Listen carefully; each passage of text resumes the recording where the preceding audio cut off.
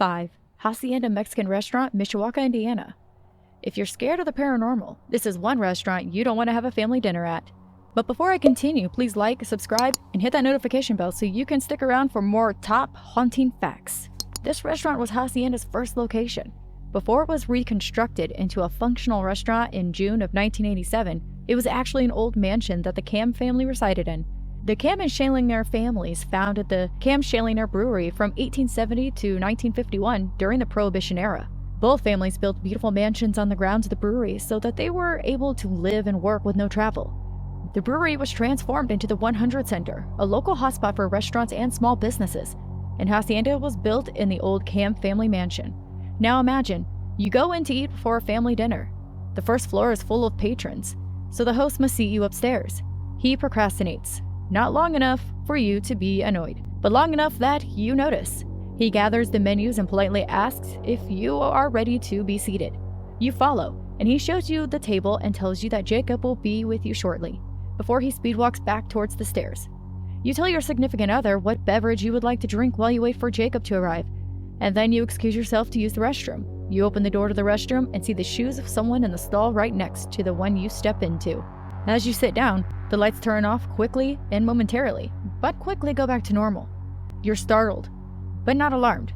That is, until you see that whoever was in the stall next to you is no longer there. No doors opening, no faucet, no footsteps, and then you feel an intense cold rush. Now what happens next is anyone's guess, but if it were me, I'd get out of there, fast. It's said that the spirits living in the house are none other than the original owner as well as other previous occupants. This is a classic tragic love story gone wrong. Mr. Kamm was having an affair with one of his maids. When she found out that she was with child, she went to Mr. Kamm and he quickly turned his back on her and shunned her. Overwhelmed with a depressive sadness, the maid went into the attic one quiet night and hung herself. Devastated by this loss, Mr. Kamm started seeing the apparition of her on the second floor of the mansion, causing him to believe he had gone mad. The guilt overpowered him, leading him down the wooden stairs to the basement of his mansion and ended his life. Do you think that he's trapped within the walls of his own mansion with the maid he pushed to suicide and his unborn child who never got to take their first breath? Some employees have experiences that may lead you to believe just that.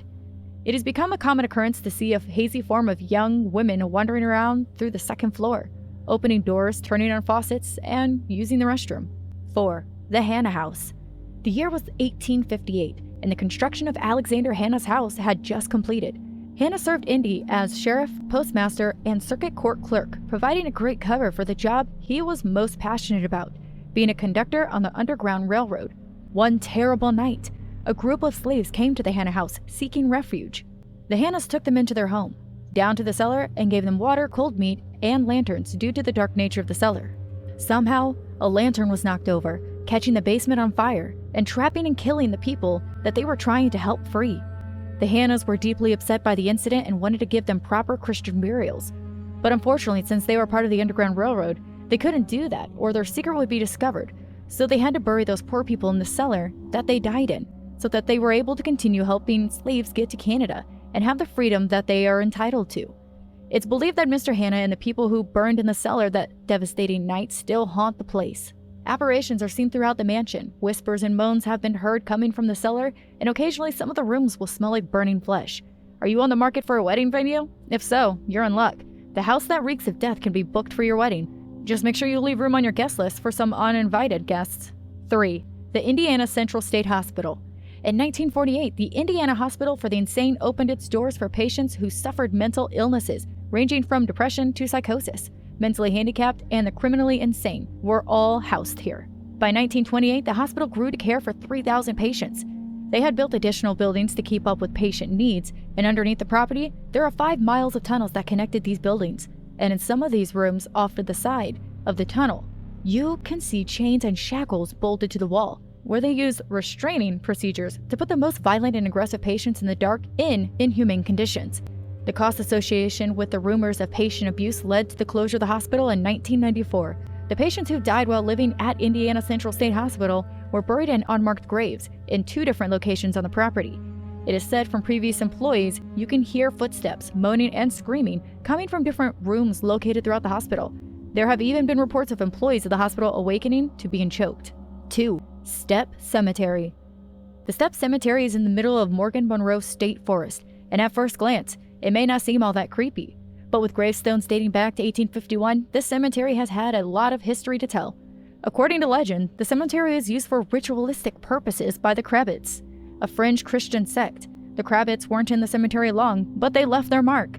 According to some, they were doing ritualistic sexual acts, and according to others, they were doing circus acts. After the departure of the Kravitz, the cemetery seemed a little less innocent. And if you think the cemetery in the middle of the woods is terrifying, then hopefully you don't run into the woman in black. The reports of her sightings go back decades. According to folklore, this woman and her baby were buried after a car crash. So now, this woman in black wanders through the cemetery, digs up the bones of her child, and walks to a tree stump near her baby's grave, sits down, and rocks the remains of her child, only for her to bury them once again and walk away. This stump has come to be known as the Warlock's Chair. It is known for this because of another legend of a woman. This one was an extremely powerful practicing witch. She supposedly lived in the nearby woods, and local teenage boys had hung her dog from a tree. So in her anger, she cursed the teens as well as the cemetery. The apparition of a dog is also reported seen standing watch over the grave of the lost baby. 1. Whisper Estate. Built around 1984, Whisper Estates is known as the fourth most terrifying place in America. This property has 4 graves in the backyard, as well as a mass grave.